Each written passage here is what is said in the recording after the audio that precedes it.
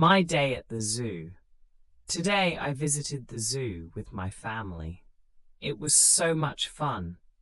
As soon as we arrived, I saw a big elephant splashing water with its trunk. I laughed because it looked so silly. Then we walked to the lion exhibit. The lions were napping in the sun, and I learned that they sleep a lot. My favorite part was visiting the monkeys. They were swinging and playing, making funny noises. I could watch them all day. We had a delicious lunch at the zoo cafe. I ate a hot dog and shared fries with my sister. After lunch, we went to the petting zoo. I fed goats and even petted a soft bunny. Before leaving, I bought a stuffed animal to remember my day.